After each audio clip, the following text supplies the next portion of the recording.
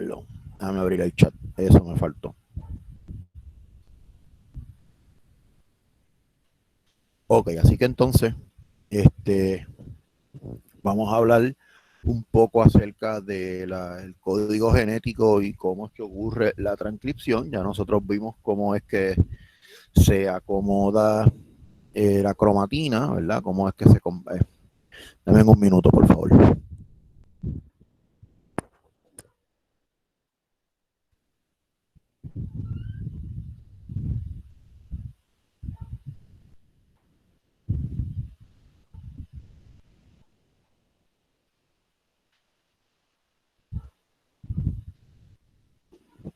Ya volví. Disculpen. Así que entonces, vamos a tratar de entender este código genético. Esto es bien importante para nosotros y para ustedes por una razón.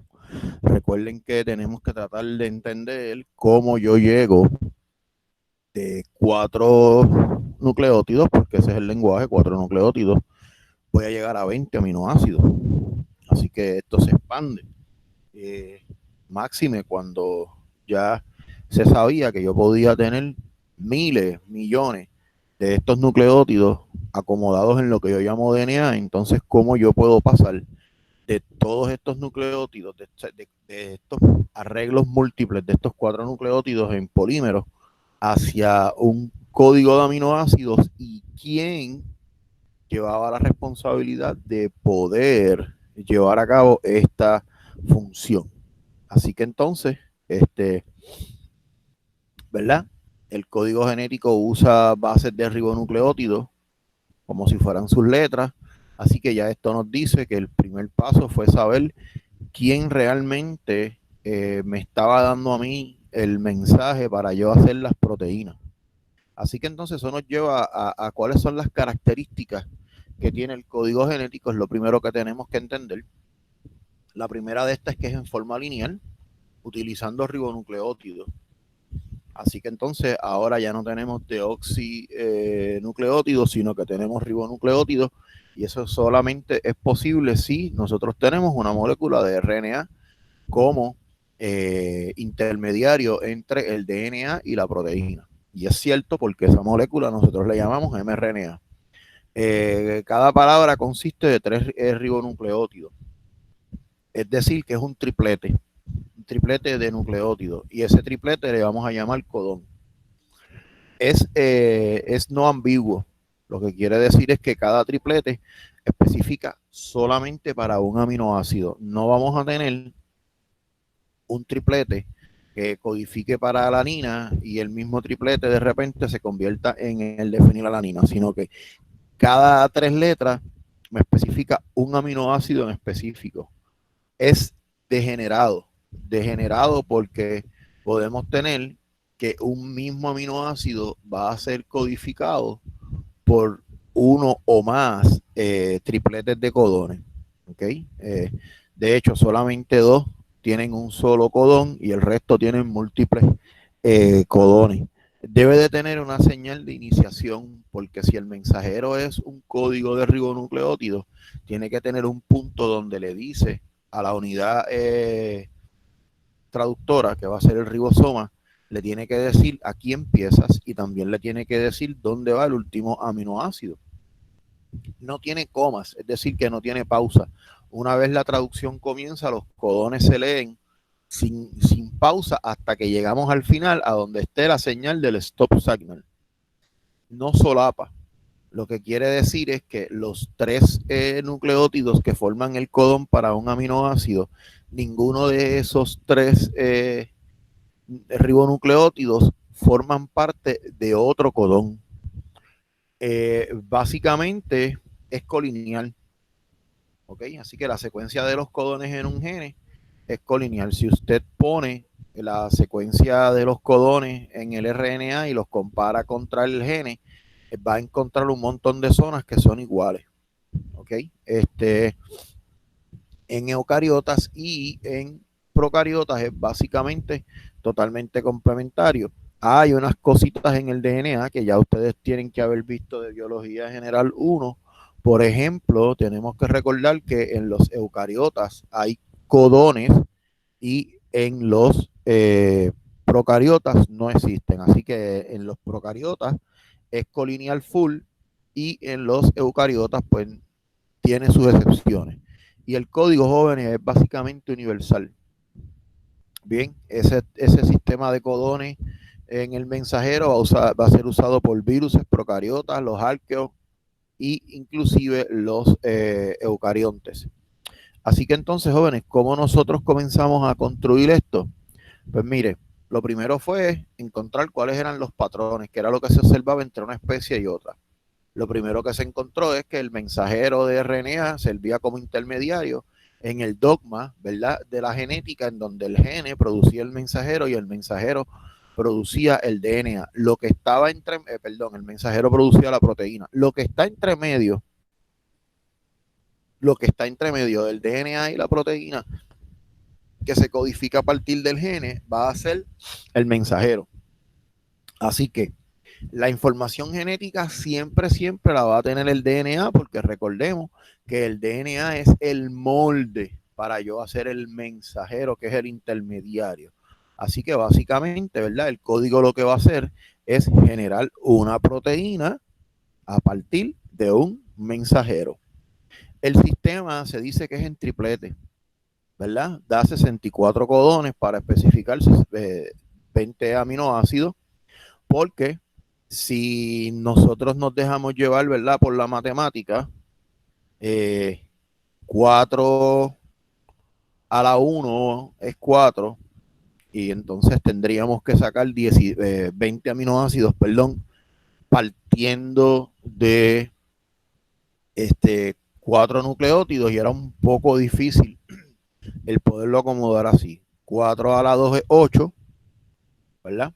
Me daría 8 nucleótidos, y si yo 8 lo trato de acomodar, 8 nucleótidos los pongo en 3, ¿verdad? No llego a 20 aminoácidos. 4 a la 3 me daba 64, tenía mucho más sentido. 4 a la 4 eran 128, que era más de 156, perdón. Hubiera sido más reguero, así que entonces se adopta y se acepta que cuando se dice, pues mira, 4 a la 3 es 64, eso suena bastante bien, porque entonces hay solape. Quiere decir que tenemos más de un triplete codifica para el mismo aminoácido.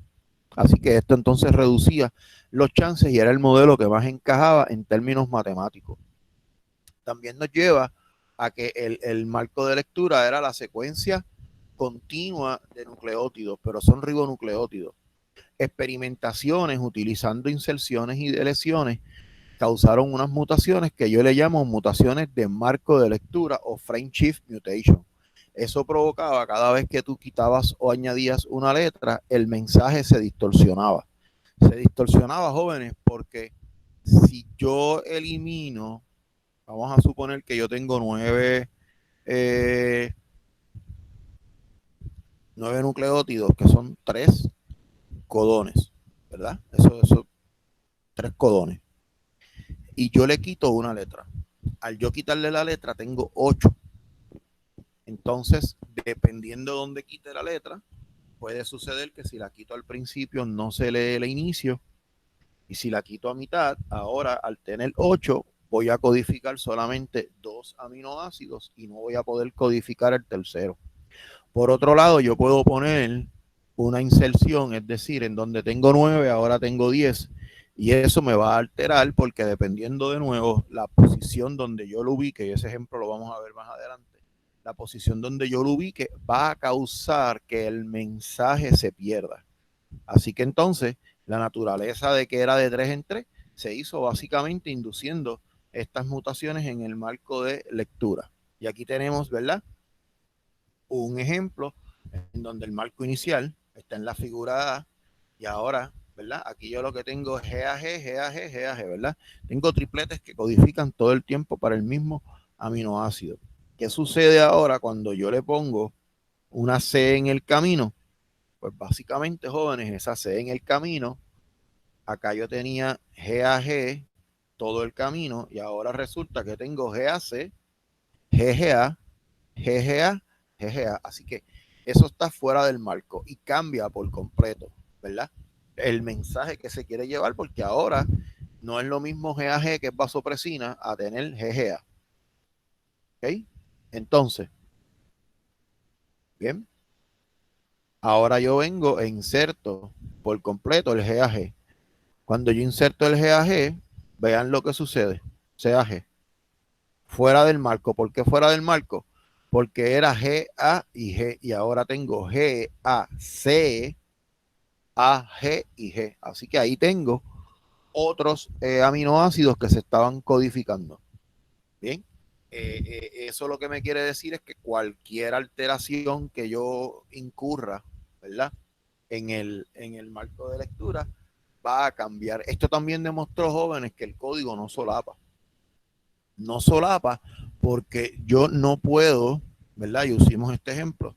Si yo digo que esto es un triplete, el próximo codón que se forma no va a ser AGG, ¿ok? Sino que es GAG, GA y C. A, G y G. G, A y G. Bien, así que no se podía aceptar que fuera, pues mira, este codón este nucleótido es el número 1 y él hace G, A, G. El próximo codón va a ser A, G, G. ¿Ves? Eso es lo que quiere decir cuando decimos no solapa. No solapa porque cada 3 nucleótidos codifican un codón en específico y eso es un aminoácido en específico. Bien, así que quienes nos ayudaron grandemente hicieron excelentes experimentos, ¿verdad? Nerenberg y Matei fueron los líderes de esto. Sí, cuando ellos llegaban al laboratorio le decían a la gente que llegaron los líderes, algo así como un grupo que ustedes conocen. Estos descifraron el código y ellos lo que utilizaron, jóvenes, fue una enzima que es la fosfolirasa de polinucleótidos que catalizaba la producción de RNA sintético. Así que ellos agarraron en un sistema libre de célula, también a ellos se les acredita eso, haber generado un sistema libre de célula, porque utilizando una enzima que hacía polinucleótidos sintéticos, ellos aislaron todos los componentes necesarios de una célula y los pusieron dentro de un test tube. ¿Qué hacía este sistema? Generaba, ¿ok? Generaba polinucleótidos. Y estos polinucleótidos de RNA, pues estaban hechos de forma tal que ellos codificaran, ¿verdad? El mismo nucleótido todo el camino. Si ellos ponían uracil, pues eran polius todo el camino. Si ellos ponían A, pues eran de polia. Y así por el estilo. Entonces ellos comenzaron a añadir distintos nucleótidos en distintas proporciones. ¿Ok? Básicamente tenemos que ver esto, ¿verdad? Otra vez la matemática vuelve, incide, más adelante vamos a ver la tabla del ejemplo, pero lo que quiero que tengan en mente cuando ellos hacían esto, si usted pone, por ejemplo, 6 adeninas y pone 3 timinas, la relación de adeninas a timinas es de 2-1. Así que entonces yo voy a tener más chances de tener polias versus tener polites. No sé si lo visualizan, pero eso es a lo que va. Ese fue el racional que ellos utilizaron. Otra vez la matemática vuelve a resolver hechos complejos en genética. Bien, así que entonces los homopolímeros eran de un solo tipo de nucleótidos. ¿Okay? Así que ellos los añadían in vitro a sistemas in vitro de traducción libres de células y eso los ayudó a saber qué aminoácido se codificaba, ¿verdad? ¿Por qué nucleótido? Así que ellos miraban, si yo hago poliU, ¿qué se pega? Fenilalanina. Y así por el estilo, jóvenes. Bien, así que miren lo que ellos hicieron, este experimento. Otra vez volvemos a ver el uso de la radiación. Yo les dije que la radiación en esos años, ¿verdad?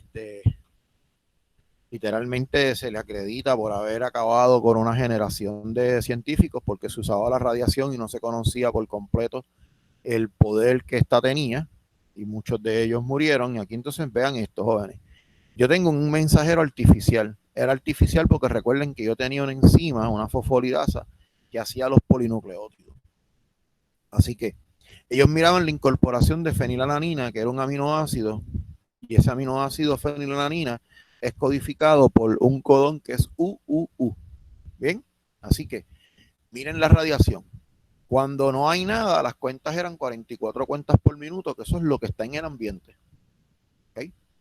Poli A y poli C, 50 y 38, que eso es background. De hecho, miren, cuando no hay nada, es 44. Así que cuando usted resta las cuentas por minuto del ambiente a lo de poli A, le da 6. Cuando se lo restas a poli C, te da negativo. Es decir, mira, eso allí no estaba. Y era cierto porque ellos solamente habían añadido uracil. ¿Ok? Así que entonces, vean las cuentas por minutos que tenía uracil. Quiere decir que ellos podían estar conscientes y estaban seguros de que ellos estaban haciendo un poli-U. Así que luego de esto, comenzaron a hacer los heteropolímeros, porque hacer los homopolímeros era fácil. Pongo solamente uracil y es poli-U. Pongo solamente adenina y es poli-A.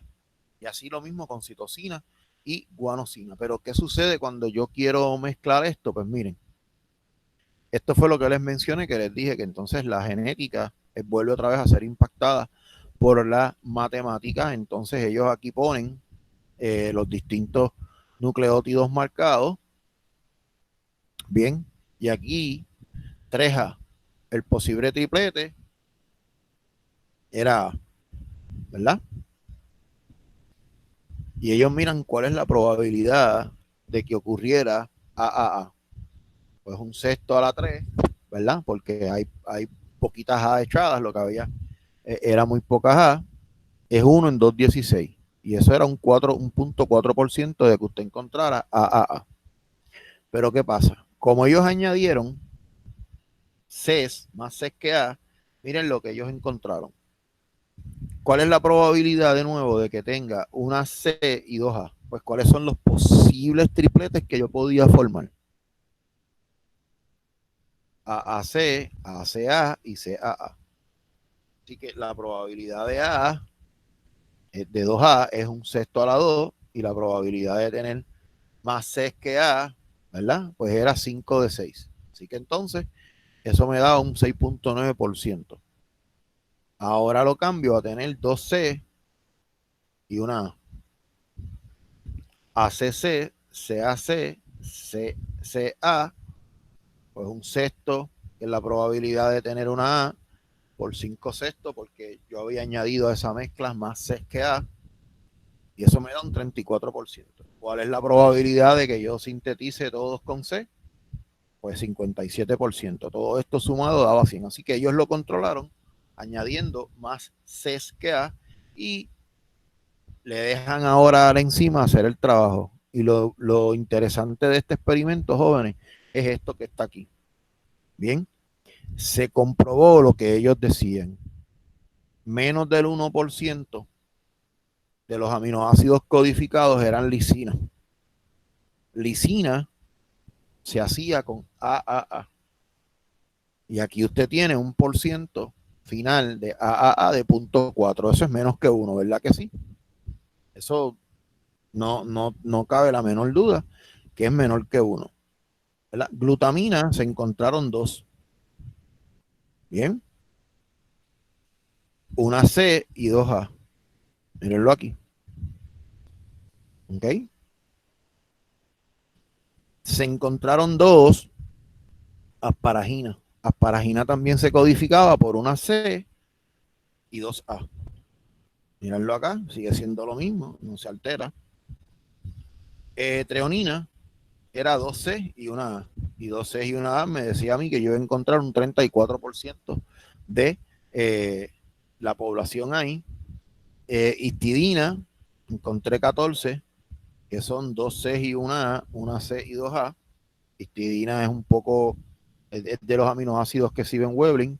Y prolina, que era triple C y 2C y una A. Teníamos un 69% de los aminoácidos fueron prolina y eso concuerda con lo que ellos decían que según la matemática de las posibles composiciones, eso iba a afectar el producto final. Pues sí lo afectó porque prueba que lisina está en menos del 1% y que prolina es el que está en mayor cantidad. Bien, Así que ese ensayo de tripletes desarrollado por Nirenberg y Leder para los 60 y los 70, básicamente, lo que hizo fue determinar los codones específicos para todos y cada uno de los aminoácidos. Y ellos encontraron entonces que el ribosoma se pega en un codón a la vez. Quiere decir que cuando el ribosoma se ensambla y comienza a leer, va a leer de 3 en 3 y que cualquier cambio que ocurra en ese marco de lectura que rompa esa hegemonía de 3 en 3 cambia el mensaje por completo. ¿Ok? Así que entonces eso también trae la teoría del adaptor, porque cómo tú haces que el aminoácido, ¿verdad?, que está escrito en el lenguaje de un ácido carboxílico, un grupo amino, un carbono central, todos tienen un hidrógeno y un grupo R distinto, interactúe con los nucleótidos. Pues eso era, ¿verdad?, bien cuesta arriba, no había sentido. Eso hace que entre la famosa teoría de Watson y Crick. Ellos hablaban de una molécula adaptora y esa molécula adaptora era el tRNA, porque los tRNA sí eran hechos de RNA y ellos podían entonces hacer el base pairing con el mensajero y tenían un lugar donde ellos podían hacer lo que se llama la carga. La carga es poner el aminoácido correspondiente en cada tRNA. ¿Okay? Así que aquí está la imagen de lo que ellos proponían. El ribosoma se ensambla una subunidad grande, una subunidad pequeña, y cuando ellos ponen el sintético de UUU, él se ensambla y ahora el tRNA tiene que tener AAA, que es el anticodón, y el aminoácido llega con el tRNA. Mírenlo aquí, ¿verdad? Aquí está fenilalanina y aquí entra. Así que según él se va desplazando, la cadena va creciendo hasta que llega un mensaje de detente. ¿Okay? Aquí tenemos, ¿verdad?, el experimento de ellos y lo que ellos encontraron haciendo los distintos polímeros. Ellos encontraron que, por ejemplo, prolina, leucina tenían 4 nucleótidos. ¿Okay? Así que serina tenía 4 nucleótidos, otros tenían 2. Eso entonces explicaba por qué en un sistema de 64 posibles codones tú podías codificar 20 aminoácidos posibles. Y era esta redundancia. ¿Ok? Así que aquí básicamente tú tienes un más 3, tienes un más 3, tienes un más 3. Ahí ya tú tienes 9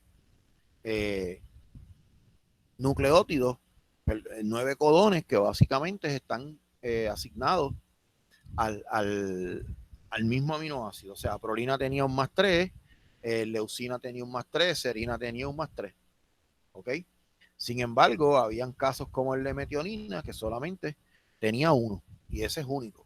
¿Ok? Y eso es así, es conservado porque AUG fue la señal que decidió escoger la naturaleza para iniciar la síntesis de toda proteína. Así que básicamente, jóvenes, así es que estas personas, ¿verdad?, van descifrando el código genético paso a paso, utilizando la tecnología que tenían en esos momentos. Cuando yo agarro estos polímeros y decido irme un poco más largo, ¿qué va a pasar cuando son más largos? Pues básicamente, jóvenes, utilizar el sistema de traducción in vitro me terminaba en lo mismo. Si yo ponía el mismo polímero de codones, ¿verdad?, de nucleótidos, yo iba a encontrar un polímero extremadamente grande del mismo aminoácido. Lo que, ¿verdad?, fuera de toda duda me llevaba a mí a entender cómo era que esto funcionaba. Así que ellos entonces comenzaron a hacer polinucleótidos y primero los pusieron de U y G. U y G solamente me dan UGU y GUG, ¿verdad? Porque GU, UG, ¿verdad? Mírenlo aquí, de 2 en 2. Pero una vez usted los ensambla de 2 en 2 y ellos conociendo que el asunto es de 3 en 3, ellos comienzan a construir U, G, U, G, U, G, U, G, U. Así que se tornaba repetitivo. ¿Bien? ¿Qué pasa cuando yo hago los trinucleótidos? cuando llego a los trinucleótidos, ellos encuentran U, G, todo el camino, ¿verdad que sí? Pero eso sucedería si yo empiezo en la posición número 1. Si yo empiezo en la posición número 1, voy a tener todo el tiempo el mismo. Pero ¿qué pasa si yo empiezo en la posición número 2? Ah, Ugu. ¿Qué pasa si empiezo en la posición número 3? GUU. Así que ellos jugaron con esta matemática y encontraron también que había marcos de lectura y que la célula, ¿verdad?, había evolucionado escogiendo específicamente cuál de todos los nucleótidos que se encontraba en la región iba a ser el de iniciación. Luego se descubre que el de iniciación, ¿verdad?, era metionina, así que todos estos experimentos que ellos hicieron utilizando esto, sí me codificaba para un aminoácido porque era un sistema libre de células, pero en un sistema donde la célula estaba intacta, si usted ponía este polímero artificial, el ribosoma lo ignoraba porque carecía de unas señales y de unas cualidades que él debería de tener, que vamos a ver nosotros más adelante, para poder iniciarse. Así que con este experimento de los polímeros, de los dipolímeros hasta los tetrapolímeros, ellos identificaron todos los aminoácidos que están aquí que se iban a ir poniendo. Bien, y también entonces encontraron que estos tres no ponían nada. Así que a eso se les adjudica lo que se llama los famosos stop codon, que también había que ponerlo. Así que entonces vamos a abrir el diccionario y vamos a ver qué es lo que está sucediendo. Y me dice, el código me revela un patrón repetitivo de estos 64 codones. El entender estas imágenes, ¿verdad?, lo que me lleva es a esto. El código es degenerado. ¿Por qué es degenerado? Volvamos a esta imagen. Aquí yo tengo UCU, serina. UCA, serina. Volvemos otra vez, serina, ¿verdad? Así que yo tengo el mismo aminoácido aquí en este caso codificado por dos nucleótidos, pero si vamos más atrás, UCU, UCC, UCA, UCG es serina. Así que ese aminoácido es sumamente degenerado. Es degenerado porque un mismo aminoácido va a ser codificado por más de un codón. ¿Okay? Los únicos que son exclusivos es tristófano y metionina, que tienen un solo codón para ellos ser codificados. Así que entonces, este código tiene un orden. Los aminoácidos que son químicamente similares van a compartir uno o dos bases en sus tripletes que los codifican. Y esto que está aquí, jóvenes, es la imagen, ¿verdad?, de cuando yo les dije 4 a la 3 tenía que ser el arreglo. Pues miren, luego de que el modelo matemático dijo que debería de ser 4 a la 3 tripletes, la ciencia, ¿verdad?, y los experimentos con los dipolímeros, los tripolímeros y los tetrapolímeros demostraron que sí. Y mírenlo aquí. Según las combinaciones que ellos hacían, era el aminoácido que ellos iban a encontrar. Habían unos aminoácidos que eran más degenerados que otros, ¿verdad? En ese sentido, leucina posee 6 codones. Eso es un nivel de degeneración bien alto. Y lo que es importante, jóvenes, ¿verdad?, es que en todos leucina la U es central, ¿verdad? Cualquier combinación que tenga la U en el medio puede predecir leucina. Aquí tenemos fenilalanina, ¿verdad? Isoleucina, metionina, que dijimos que era único. ¿Cuál era el otro que era único? A ver si se acuerdan.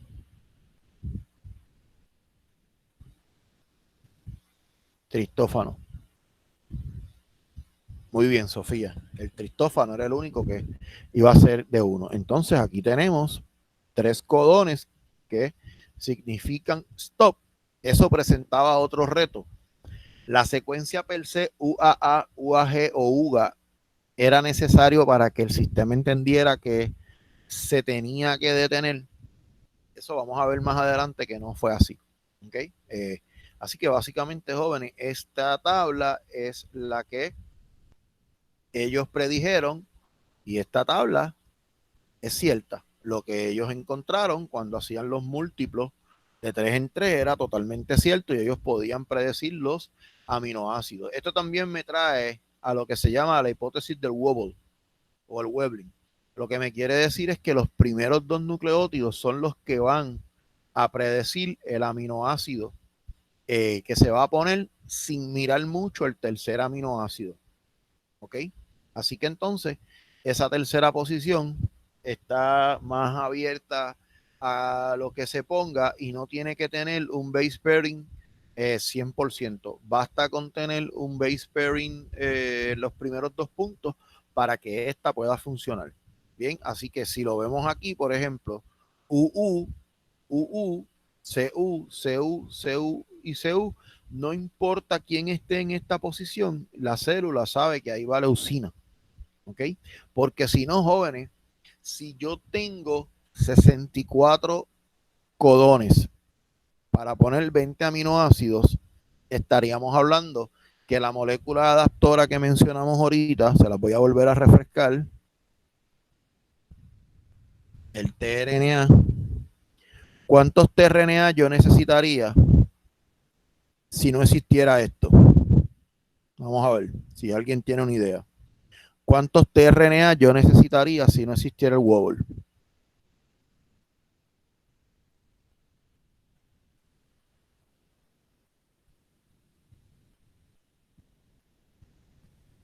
Nadie sabe, no tienen idea. Miren esta tabla. ¿Cuántos tRNAs ustedes creen que deben de existir para poner 20 aminoácidos a partir de 61 codón? Porque ya yo sé que hay 3 que no codifican para nada.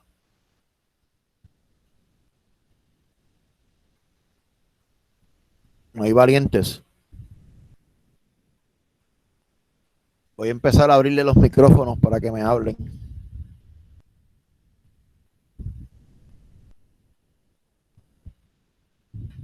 Hola.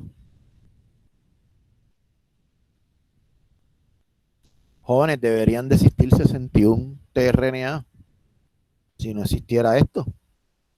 Si fuese específico, específico, si esta teoría no fuera cierta, que yo con los primeros dos ya voy a predecir, yo necesitaría 61.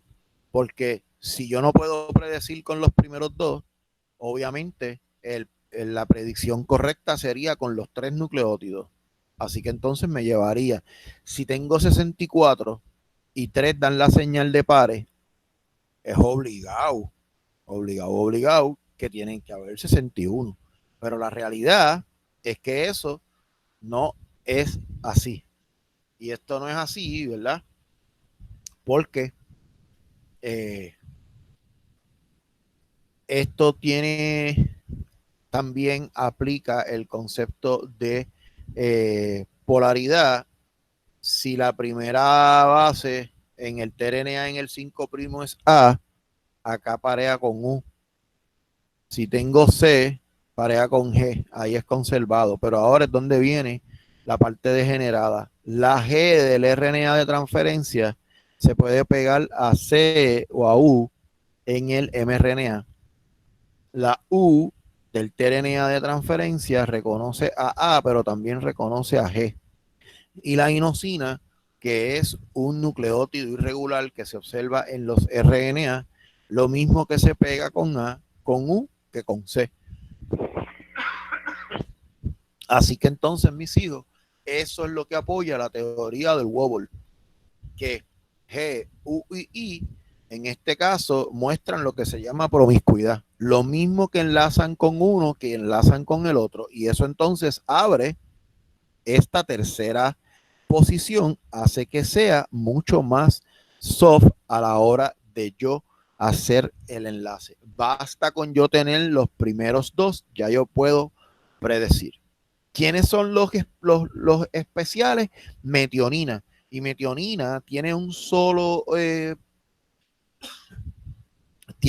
un solo codón que es AUG, porque en la naturaleza todas las proteínas, su síntesis va a comenzar poniendo una metionina, aunque después, durante la maduración, ese aminoácido sea removido. Pero la señal AUG dentro del mensajero, cuando el ribosoma lo lee, le dice, aquí tienes que empezar a poner aminoácidos. Así que, como el codón que utiliza el ribosoma para decir, aquí van los aminoácidos, es una secuencia conservada, se le llama el codón de iniciación. Las bacterias tienen una pequeña modificación que lo que tienen es formilmetionina, sigue siendo metionina. Así que entonces, jóvenes, dentro de, y esto es bien importante para que ustedes vean lo que es la evolución, ¿verdad? Y cómo nosotros señalamos las cosas. El resto de los AUG que están en el mensajero, una vez se pone esta primera, porque si en bacterias encontramos formilmetionina, el resto no va a tener formilmetionina. Es decir, la ubicación de la formilmetionina solamente es en el primero, en donde se le dice al sistema empieza. Así que aparentemente ese tag de formilmetionina es la señal para que se sepa aquí empezó la proteína y si la voy a madurar, porque eso sí ocurre, esta metionina podemos ver que es expendable, yo la puedo eliminar. Bien, Juan Carlos, espérate, voy a abrir el chat para poder ver bien la pregunta. Ajá, profe, con predecir se refiere a descartar la mayoría de las posibilidades a unos pocos o se reduce a uno. No, metionina en el inicio AUG tiene un solo codón. El resto lo que hace es que cuando se leen los primeros dos nucleótidos, dependiendo quién sea el aminoácido, pues ya se pone. Los aminoácidos que exhiben degeneración, como leucina, arginina, mira, arginina tiene 6 también, glicina, o sea, los que tienen muchos, como trionina y todo lo demás, lo que el RNA de transferencia mira es esto, ¿ves? Ahí se UCAG, eso no importa. Al tRNA de transferencia no le importa. La región del anticodón, lo que te quiere señalar esta tabla, este es el anticodón. Lo que te quiere decir esto es que el primero en la posición 5' es el que se pega al último del 3', a la tercera base. Porque acuérdate que las polaridades se invierten. Si una cadena va de 5 a 3, ¿cómo es la complementaria, Juan? Si quieres abrir el micrófono para que no tengas que typear. Exactamente, va al revés. Así que de 3 a 5, el, lo que mira el tRNA es la última posición. Su primer aminoácido, su primer nucleótido, mira la última de la complementaria. Así que A pareja con U. Cuando A es terminal, bien, ahí no hay break. No puede mirar para ningún otro lado cuando A es terminal. Pero cuando el tRNA viene y encuentra G, U y tiene I, que esto lo tiene el tRNA, se puede parear con cualquiera de estas posiciones. ¿Ok? Eso es lo que te quiere decir. Las primeras dos son las que predicen lo que va a pasar. No se descarta. ¿Ok? Pero en este caso, las primeras dos predicen lo que va a suceder en el término de donde se.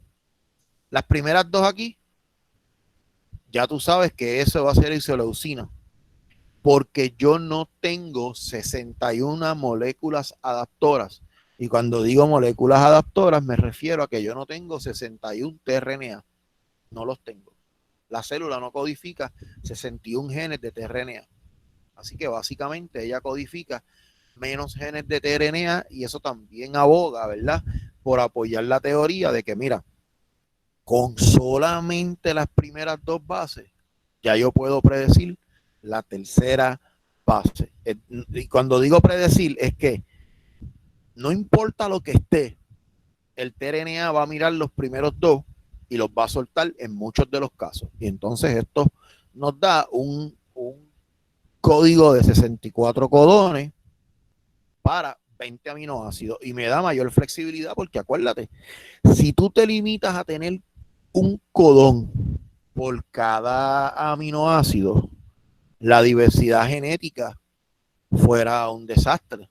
O sea, todavía posiblemente fuéramos menos de bacterias, porque hubieses contado exclusivamente con 20, con 20 codones, quizás 21 para hacer stop, y entonces tus secuencias de DNA se hubieran limitado básicamente a repeticiones, más en las bacterias que no tienen intrones, hubieran sido monótonamente repeticiones de los mismos 3 codones a lo largo de todo el genoma.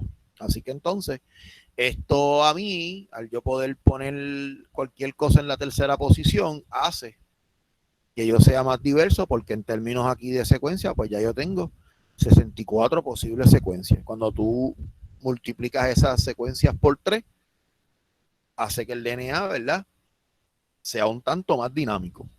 Bien, así que metionina es el primero. La teoría del adaptador lo que hace es que lleva el tRNA de metionina hacia el ribosoma. Bacterias usan formilmetionina en su posición número 1.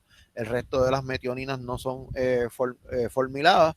Eso lo que quiere decir es que le enseña a la bacteria, mira, esta fue la primera que pusiste, esta la puedes remover en el proceso de maduración. ¿Cómo yo termino el proceso? Pues mira, voy a utilizar un codón de terminación. Ese codón de terminación no codifica para ningún aminoácido, ningún tRNA lo reconoce, así que entonces cuando se ensambla el ribosoma, que va a ser de las próximas cosas que vamos a ver, cada vez que el ribosoma encuentra UAG, UAA o UGA, el panorama cambia, porque ya el ribosoma sabe que no va a llegar un tRNA, él sabe que se va a detener, pero ¿cómo lo detenemos? Ahí entra otra teoría de una molécula adaptora que llega a ese espacio, hace una mímica, porque cuando veamos cómo es la síntesis, vamos a entenderlo, ¿verdad? Hace una mímica. Recuerden que el tRNA yo les dije que llegaba cargado. ¿Cargado con qué? Con un aminoácido. Así que los otros 61 codones hacen que llegue un tRNA con un aminoácido. Bien, y se lo va a dar a la cadena naciente. Pero ¿qué pasa cuando yo encuentro esto? O yo diseño un tRNA que no se le ponga ningún aminoácido, o diseño algún tipo de molécula que entre al ribosoma con nada y lo engañe. Y eso es lo que está sucediendo. Bien, eso lo vamos a ver más adelante. Así que, ¿qué sucede cuando yo pongo mutaciones que no tienen sentido? Son mutaciones que van a hacer esto. Van a poner estos 3 codones, cualesquiera de ellos, dentro de una cadena normal de una proteína. ¿Ok? En ese caso, la traducción se termina y lo que se producen son proteínas parciales, y eso es a lo que nosotros llamamos en la biología proteínas truncas. Una proteína trunca, vamos a verlo así para hacerlo bien dramático, se supone que tenga 100 aminoácidos, pero si se terminó en la número 50, el ribosoma la va a liberar, la proteína va a tomar su conformación secundaria y su conformación terciaria conforme, ¿verdad?, a la secuencia de aminoácidos, y eso ustedes lo saben. Pero ella tiene un problema. Ella se dobló, ella se enroscó sobre sí misma, hizo sus interacciones con grupos R y se va para el trabajo, ¿verdad? Así que ella llega al trabajo, pero el trabajo lo tiene que hacer una proteína que en teoría tenía 100 aminoácidos. Bien, ahora soy una proteína de 50 aminoácidos. De repente mi función se puede ver terminada, no voy a ejercerla, o la voy a ejercer con limitaciones. Y la persona o el organismo que sufra esta mutación pues básicamente, jóvenes, como decimos por ahí, lleva las de perder. Lleva las de perder porque sabemos, ¿verdad?, que básicamente va a perder la expresión de ese gen. ¿Ok? Así que básicamente estas mutaciones que no tienen sentido son, en algunos casos pueden ser letales. Si la proteína que se hace es esencial, la mutación es letal. Es letal porque yo necesitaría que mi proteína tenga los 100 aminoácidos que yo necesitaba para poder entonces llevar a cabo la función para la cual me designaron. Bien, nuestra próxima tema me dice el código genético básicamente es universal. ¿Qué quiere decir esto de que es universal? Pues mira, inclusive el DNA mitocondrial, que ustedes saben dentro de la teoría, ¿verdad?, de la endosimbiosis, la mitocondria es un organismo que queda atrapado dentro de otro. Y eso lo sabemos porque existe herencia mitocondrial, tiene su propio genoma, y el hecho de tener su propio genoma altamente conservado, lo que te dice, mira, eso fue un organismo. Así que entonces, aún las mitocondrias, que son un organismo dentro de otro organismo, revelan excepciones al código genético. ¿Ok? El codón UGA, que usualmente es terminación, en las mitocondrias codifica para tristófano. ¿Ok? En las levaduras y en los humanos.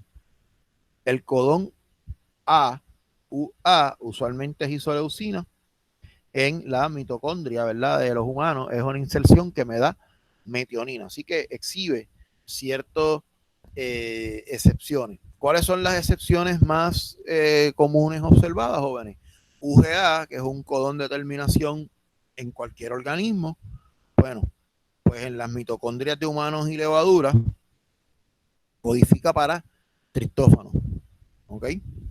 El codón CUA, que es leucina, en el mundo normal, puede ser treonina en las mitocondrias. Así que esta tabla, jóvenes, lo que me da son las variaciones a ese código. Por ejemplo, UAG, que significa terminación, me da, Dios mío, se me olvidó este aminoácido, pero GLN, ahorita lo buscamos, en metionina, los paramecios, y también UAA, que es terminación, en paramecios y tetraimena, también me va a dar el mismo aminoácido. Bien, así que entonces, jóvenes, estas son las pocas excepciones que hay en el código. Si nosotros entonces miramos todos los organismos que poseen, que nosotros hemos encontrado hasta hoy, las miles de especies que hay en el planeta, estas son las únicas variaciones. Así que puedo decir que el código es universal. Claro que sí, que lo puedo decir sin temor a equivocaciones, porque vamos a ver 1, 2, 3, 4, 5, 6, 7 excepciones en un planeta que está habitado por cientos de miles de especies. Me sorprende que nadie me pregunta, profe, ¿y las especies que no conocemos? Bueno, a lo mejor encontramos especies nuevas y encontramos estas mismas variaciones. No sabemos. Por eso es que la ciencia tiene que seguir su curso, no se puede detener. ¿Ok? Bien. Si recordamos, ahorita yo le mostré con los tetranucleótidos que yo podía tener distintos marcos de lectura. Y eso explicaba por qué en los tetranucleótidos yo podía empezar en el primer nucleótido, en el segundo o el tercero. ¿Ok? Y eso es así porque yo tengo que buscar cuál es el AUG que voy a utilizar como iniciación. Y hay distintos mensajeros que tienen distintos puntos de iniciación. Pero tenemos que recordar algo, jóvenes. Todas las especies, independientemente que sean bacterias, que sean procariotas o eucariotas, para utilizar el término más broad para poderlos acomodar, todas han buscado la forma de simplificar su genoma. Y parte de esto está en que ellos utilizan un sistema de señales interno, que son los factores de transcripción, para decir qué gene es el que yo quiero. Así que entonces eso me lleva a que yo puedo producir distintos productos genéticos, es decir, proteínas, a partir del mismo gene. Bien, es decir, yo puedo tomar la primera metionina como mi starting point y voy a tener una proteína. Puedo escoger la segunda metionina como mi starting point y voy a tener otro marco de lectura. Así que de un mismo gene, según el lugar donde se ubique la metionina que yo quiero, yo puedo tener más de un polipéptido. Si recuerdan, cuando nosotros hablamos la clase del martes, dijimos, mira, en los humanos del 2 al 10% del DNA que está en el genoma codifica para proteínas. Así que, caramba, 90% se pierde. ¿Y por qué hay tanta diversidad? ¿Por qué hay tantas proteínas? ¿Por qué hay tantos? Pues jóvenes, esta es la explicación. De un mismo gene yo puedo sacar múltiples proteínas. Así que simplifico mi genoma. No tengo que tener un genoma descomunalmente grande, sino que el proceso de producir las proteínas yo lo diversifico. Con lo mismo hago más, ¿verdad? Y yo siempre le doy un ejemplo a los estudiantes cuando estamos en el salón, básicamente, ¿verdad? Que estamos en vivo. Imagine que usted tiene la plataforma, ¿verdad? Usted tiene computadora y usted quiere tener la plataforma de Office completa, ¿verdad? Y creo que Office ahora le pusieron un montón de cosas más, pero cuando yo estudiaba igual que ustedes, en Buste no existía Office. Ya en la maestría sí existía Office. Office tiene Word, PowerPoint, Excel, creo que trae Publisher, ¿verdad? Estoy tratando. Hay uno que se llama Access, que ese es de manejo de bases de datos. O sea, estamos hablando de 5 o 6 aplicaciones bastante poderosas. ¿Qué usted hace con esas aplicaciones? Usted las baja, ¿verdad? Usted las baja. Y usted las corre todas desde una misma computadora. Así que con una misma computadora usted puede llevar a cabo más de una función, ¿verdad? Pero siempre está el genio que dice, yo le quiero sacar el máximo a todas mis aplicaciones. Ajá, ¿y qué vas a hacer? Ah, pues yo voy a tener una computadora para cada aplicación. Usted se imagina el trabajo que una persona pasaría teniendo 6 computadoras distintas para poder usar PowerPoint, para usar Excel. O sea, eso no simplifica la vida, eso la complica, porque tendrías que llevarte para la universidad mínimo 3 computadoras, Word, Excel y PowerPoint. ¿Verdad? Eso suena un tanto tonto. Así que el genoma hace lo mismo, jóvenes. Él descarga las aplicaciones, es decir, tiene todas las secuencias y con un solo gene produce múltiples proteínas. Con una misma computadora lleva a cabo usted, estudiante, múltiples funciones, así de todo, ¿verdad? PDF, todo lo demás. Así que eso se llama simplificarse la vida. Una computadora chévere, con buena memoria y todo lo demás, y hago un montón de cosas. Entonces yo evito estos solapes. Así que los marcos de lecturas abiertos, los famosos Open Reading Frame de los genes que tienen solapes, lo que me dice es que la secuencia del DNA va a producir un RNA con un stop, con un start y un stop. O sea, un start codon y un stop. Va a ser en tripletes igual, pero en algunos casos, al igual, en algunos virus y también en otros individuos, yo voy a tener distinto auge como posición de arranque. ¿Ok? Lo que quiere decir, jóvenes, es lo siguiente. La célula escoge según la señal. Mira, yo quiero que tú hagas este gene. Este gene, por obligación, la primera proteína va a ser metionina. Así que él va a buscar un auge de iniciación. Y este auge de iniciación va a ser una proteína de 4 aminoácidos. Esta proteína es totalmente distinta a la que se formaría aquí. ¿Por qué? Porque aquí yo tengo auge, aquí arranqué, ¿verdad? Así que esta es metionina, glicina, treonina, histidina, alanina, fenilalanina y alanina. Si yo miro aquí, arranco con metionina y en esta posición no hay nada.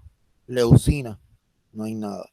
Leucina, no hay nada. Prolina, no hay nada. Así que al yo poder escoger el marco de lectura, ya en este ejemplo, jóvenes, yo tengo dos proteínas que son distintas. Bien, entonces aquí le da un ejemplo de todos los posibles mecanismos, todo lo que usted puede encontrar si usted tuviese múltiples cadenas. ¿Cómo yo hago? ¿Cómo yo hago ahora? ¿Cómo hago que se ensamble? ¿Cómo hago que corra toda esta maquinaria? Pues jóvenes, básicamente lo que me está diciendo es que el proceso de transcribir un mensajero lo que hace es utilizar el DNA como molde para copiar el mensaje o transcribirlo. El proceso de transcripción va a sintetizar un RNA utilizando un molde de DNA. La información genética que está en nuestros genes escritos en DNA pasa hacia el RNA y el RNA es el intermediario entre el DNA y las proteínas que llevan a cabo las funciones. El DNA cuando se convierte en mensajero va a llegar a un punto, ¿verdad? Hay unas secuencias que no participan de la síntesis de la proteína. Hay un punto en donde cada uno de los tripletes va a ser complementario a un anticodón, comenzando con auge hasta el UGA, ¿verdad? Que es el stop codon para darte una proteína que es continua. Recuerden que no hay coma, que él no se detiene ni nada por el estilo. Aunque cuando veamos regulación genética, pueden haber puntos en donde él decide detenerse. Bien, así que, ¿quién lleva a cabo la función esencial para la vida de copiar el mensaje, el lenguaje de deoxinucleótidos para convertirlos en ribonucleótidos? Pues jóvenes, alguien que usted conoce, una RNA polimerasa, es una enzima que va a dirigir la síntesis directa de una molécula de RNA utilizando el DNA como templado. Diferencias estructurales y diferencias químicas, pues mira, los nucleótidos que va a utilizar van a ser de ribosa, no pueden ser de DNA. Y hay algo bien importante, la RNA polimerasa no necesita un primer. ¿Alguien me puede decir por qué hace este punto y este punto es tan importante? No necesita un primer. A ver si ustedes recuerdan. ¿Por qué establece esa diferencia?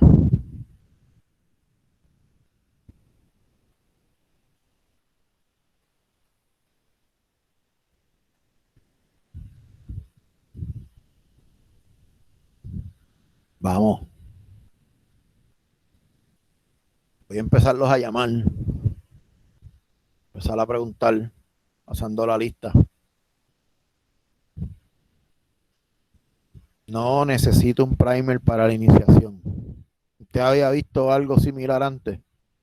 Vamos a recordar.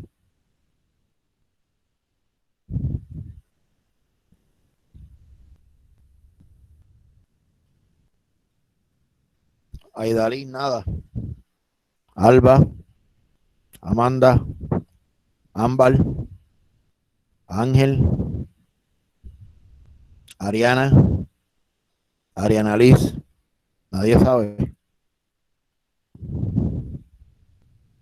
Asleri, Bianca, Bianca Pérez, Bianca Franco, Brenda Lee, Brian, el segundo Brian, Carla, ajá, Ariana por lo menos me dijo que no. Diasma, Derrick, Edgar, Edwin, Ethan, Gabriela, Gregorio, Inoshka, Yo espero que no estén tomando café mientras yo estoy hablando aquí. Janice, Yeslian, Jesus, Jonathan, el Tony, José, Juan, ay Virgen, Yulimar, Catalin, ¿no sabes por qué? Ah, Catherine, ¿usted tiene idea?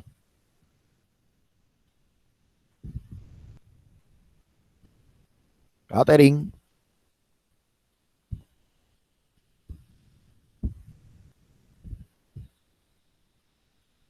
mi instinto me dice bacterias. Por ahí, línea. A ver, cuénteme algo. María, María del Mar, ¿dónde te sentaste hoy?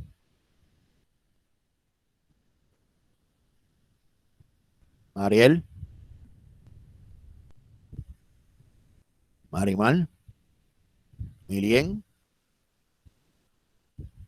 Nayit, no tiene idea, Nayit.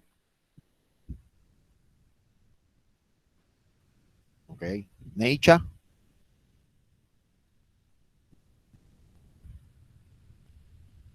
Noelis,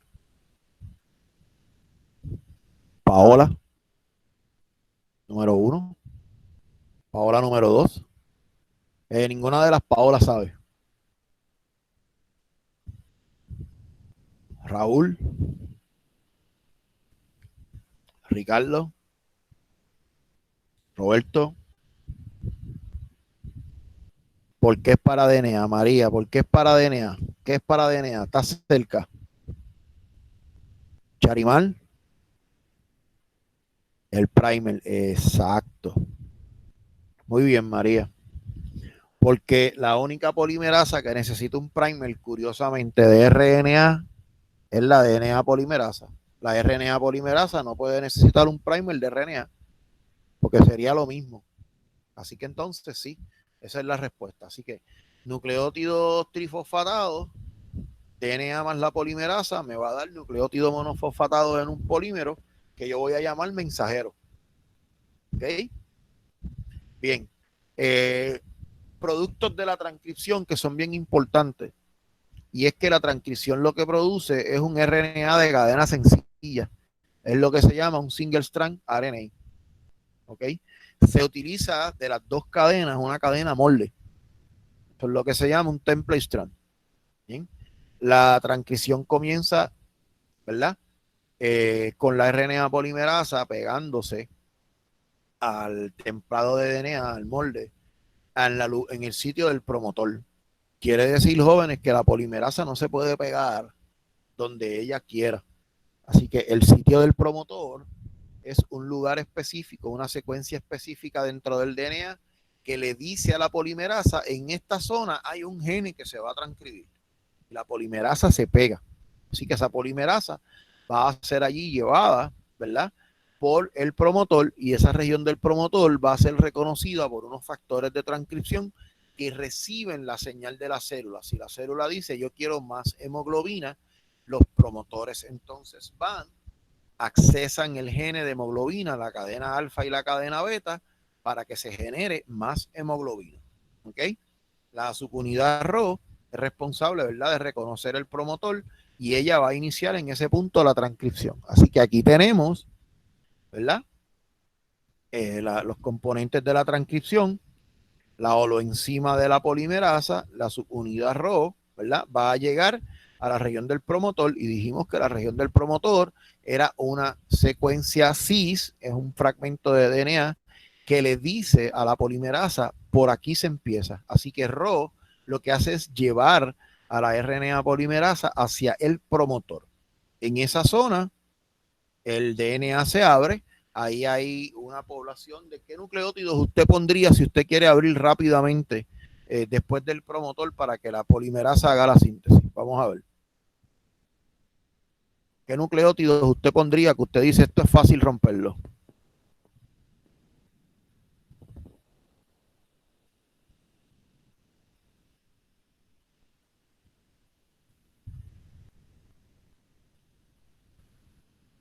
No, porque AUG es el de iniciación para hacer la transferencia. A y T, exactamente, en allí A y T. Y vamos a ver que tanto en bacterias como en eucariotas, A y T son los que están en esta zona. Así que es fácil de romper, la polimerasa se desliza y comienza a nacer lo que se llama el transcripto primario. Según la especie que estemos trabajando, ese transcripto, ¿verdad? Puede requerir madurarse o puede requerir, puede ser rápidamente convertido a una proteína. El dónde es que va a iniciarse la transcripción, pues miren, en el transcription start site, ese es el punto en donde nosotros vamos a arrancar. La hélice doble del DNA se va a denaturar, se va a abrir y va a ser accesible para la RNA polimerasa. Así que entonces, la interacción de los promotores, ¿verdad? Y de la RNA polimerasa va a regular la eficiencia de la transcripción. Si el promotor está vagamente accesible, vamos a tener una transcripción bastante vaga. Si el promotor está rápidamente accesible y está puesto para que lo transcriban, pues entonces eso aumenta la cantidad del mensajero que se puede producir. Jóvenes, todo esto va a incidir en lo que hablamos de los nucleosomas. Ustedes recuerdan que yo podía hacer algo que se llamaba remodelaje de la cromatina para hacer precisamente la zona del promotor accesible o no accesible. Piense en esta zona, si usted aquí de repente tiene un nucleosoma, ¿verdad? Y las histonas ni son metiladas, ni son acetiladas, ni fosforiladas. La interacción DNA-histona se mantiene intacta. ¿Usted cree que podemos abrir esto aquí? La realidad es que no podemos. Así que entonces los nucleosomas se tienen que mover, tienen que permitir este acceso. Así que eso se llama remodelaje de la cromatina y también es bien importante para que la región, ¿verdad? Del promotor pueda ser accesible a las moléculas que inician la transcripción. Secuencias consenso, pues son secuencias homólogas, ¿verdad? En diferentes genes del mismo organismo. Quiere decir que todos los genes, por ejemplo en E. coli, van a tener lo que se llama Pricknote boxes. Esos Pricknote boxes son secuencias conservadas de TT, GACA y los famosos Tata boxes que van a estar en el menos 35 y el menos 10. Y ahora acabamos de mencionar algo nuevo para ustedes. Bases en negativo y bases en positivo. Jóvenes, en el DNA no hay una base que sea cero, ¿verdad? El sistema de nomenclatura es negativo y positivo y se pasa desde el negativo 1 hasta el más 1. Todo lo que está antes del lugar de la iniciación de la transcripción, donde se pone el primer ribonucleótido, es negativo.